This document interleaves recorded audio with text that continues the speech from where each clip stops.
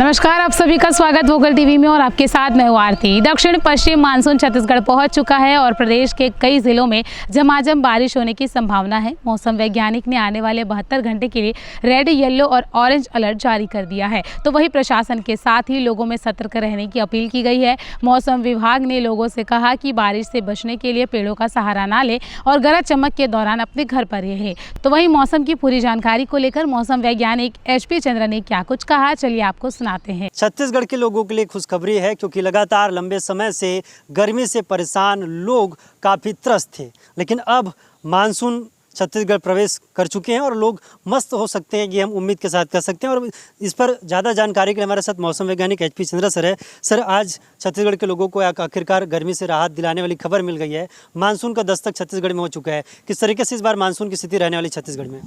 देखिए, अभी फ़िलहाल मानसून की स्थितियां हैं बहुत अच्छी कंडीशन पर है। अभी पिछले 2-3 दिनों से लगभग फेयरली वाइड स्प्रेड रेनफॉल हो रहा है और आने वाले समय में भी फेयरली वाइड स्प्रेड रेनफॉल होने के चांसेस बने हुए हैं। परसों है करीब 4 स्टेशन में हेवी रेनफॉल दर्ज किया गया था। कल यानी कि आज जो रिपोर्ट आया है उसमें है 2 जगह पर हेवी रेनफॉल दर्ज किया गया है। तो इस तरह से देखें तो प्रदेश में मानसून है अपनी अच्छी स्थिति में दस्तक दिया हुआ है। अगर बात की जाए मानसून की दस्तक हो चुका है छत्तीसगढ़ में, तो बारिश की संभावना भी लगातार बढ़ती जा रही है। कहाँ कहाँ ऐसे कौन से इलाके छत्तीसगढ़ में जहाँ पर बारिश हमको अच्छी देखने मिलेगी? देखिए, अभी फ़िलहाल जो ज़्यादा बारिश की संभावना, चूँकि सिस्टम है एक जो north west Bay of Bengal और उससे लगे तटीय उड़ीसा और तटीय पश्चिम बंगाल के ऊपर में एक साइक्लोनिक सर्कुलेशन है। तो ये साइक्लोनिक सर्कुलेशन है लगभग 7.5 किलोमीटर ऊंचाई तक विस्तारित हो गया है, जो काफ़ी प्रबल होता है।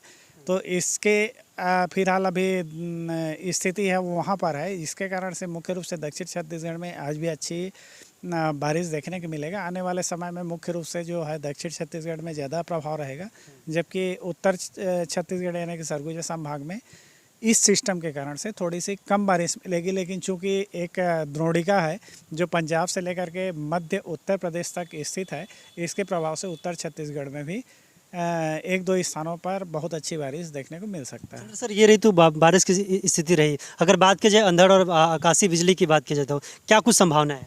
देखिए, अभी मॉइस्चर का लेवल बहुत ज़्यादा है, इसलिए इस समय जो वातावरण है यानी कि जो वातावरण में अस्थायित्व है बढ़ जाता है। बढ़ने के कारण से अभी जो गरज चमक की जो घटना होती है उसमें वज्रपात की घटना है वो ज़्यादा तीव्र होती है। साथ ही साथ जो बारिश है कहीं कहीं पर होती है तो बहुत तीव्र होती है। तो ये जो है घटना है जिसके लिए कि बच कर के रहना चाहिए। और बचने का सीधी सी उपाय है कि यदि एक तो दामिनी ऐप को डाउनलोड कर लीजिए। वहाँ पर जब घर से बाहर निकलते हैं तो किस दिशा में कहाँ पर लाइटनिंग की घटना हो रही है वो पता चलता है। दूसरी चीज़ है कि यदि लाइटनिंग की घटना हो रही है तो यथासंभव कोशिश कीजिए कि घर से बाहर न जाएं। और दूसरी चीज़ सबसे बड़ी बात यह है कि जितनी भी प्रदेश में घटना हो रही है उसमें पेड़ के नीचे शरण लेने के कारण ही लोग लाइटनिंग से प्रभावित होते हैं और अकाल मृत्यु में समा जाते हैं। तो इससे बचने का उपाय यही है कि आप खुले मैदान में रहें, पेड़ के नीचे जाने की जगह में, या फिर बहुत ज़्यादा पेड़ की संख्या है तो वहाँ पर जा सकते हैं, क्योंकि वहाँ पर जो है कोई पर्टिकुलर पेड़ को वो चार्ज है वो डिस्चार्ज करने के लिए नहीं सेलेक्ट कर सकता। तीसरी चीज़ है कि यदि लाइटनिंग की घटना हो गई हो तो उस स्थिति पर सबसे पहले जाकर के यही देखना चाहिए कि जो व्यक्ति है, प्रभावित व्यक्ति है, उसकी सांसें चल रही कि नहीं चल रही, हृदय चल रहा है कि नहीं चल रहा है। यदि ये दोनों घटनाएं हो रही हो, दोनों नहीं चल रहे तो यथासंभव PCR जिसको बोलते हैं, जिसमें कि कृत्रिम श्वास है, मुंह से मुंह तक ये सांस देना। और दूसरी चीज़ है छाती के मध्य भाग में ज़ोर ज़ोर से दबाना, जिससे संभव है कि शॉक के कारण से यदि किसी व्यक्ति का हृदय है रुका है तो फिर से चलने लगे। तो ये जो PCR है उसको विशेष करके ध्यान देना चाहिए। कभी कभी यही घटना होती है कि हम व्यक्ति है कुछ सांस जैसे ही रुका हुआ है, यदि हम PCR देते हैं तो वो हो सकता है कि उसकी नई जीवन मिल जाए, उसके बाद में तुरंत ही यथासंभव कोशिश करना चाहिए कि जल्दी से जल्दी निकटतम अस्पताल में पहुँचें। बेहद महत्वपूर्ण जानकारी रहा। सर, एक आखिरी सवाल है, जिस तरीके से मानसून ने दस्तक दी है, पिछले बार की मानसून और इस बार की मानसून में क्या कुछ अंतर है? इस बार क्या भारी बारिश होगी या फिर बारिश को लेकर क्या कुछ? देखिए, होता यह है कि मानसून है, अब पिछले साल और इस साल में यही है कि पिछले साल है 14 तारीख को जगदलपुर में प्रवेश किया था, उसके अन्य 15 को रायपुर पहुंच गया था और 16 जून को पूरे छत्तीसगढ़ को कवर कर लिया था। अब इस साल है वो लेट हो चुका है, करीब करीब 8 से 10 दिन है वो। यदि हम जगदलपुर की दृष्टि से देखें तो लगभग 10 दिन की देरी हो चुकी है। यदि रायपुर की दृष्टि से देखें तो लगभग 8 दिन की देरी हो गया है। और यदि मानसून की गति यही रही तो हो सकता है कि सरगुजा संभाग के लिए जल्दी हो जाए।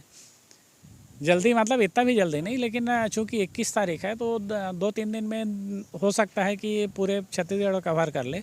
उस स्थिति पर जो वहाँ के लिए ज़्यादा लेट नहीं होगा। एक हो गया। दूसरी चीज़ है कि पिछले साल रेनफॉल है लगभग 110% हुआ था, जबकि इस साल का जो फोरकास्ट है वो 94 से लेकर के 106% का फोरकास्ट है। तो संभावना है कि लगभग सामान्य बारिश है प्रदेश में देखने को मिल सकता है। ये थे हमारे साथ मौसम वैज्ञानिक एचपी चंद्रा सर, जिन्होंने बताया कि किस तरीके से अगर आप घर से बाहर निकल रहे हैं, अगर आपको लाइटनिंग से बचना है तो सबसे पहले आपको दामिनी ऐप डाउनलोड करके रखना है, ताकि आपको पता चले कि लाइटिंग है वो कहाँ पर लैंडिंग करने वाली है। और जिस तरीके से इस बार मानसून की स्थिति है वो काफ़ी देरी से पहुँची है, लेकिन इस बार मानसून को लेकर पिछले दफ़ा की मानसून और इस बार की मानसून में दोनों सामान्य स्थिति बनी रहेगी। मेरे सहयोगी दीपेश पटेल साथ टिकेश शर्मा, वोकल टीवी, रायपुर, छत्तीसगढ़।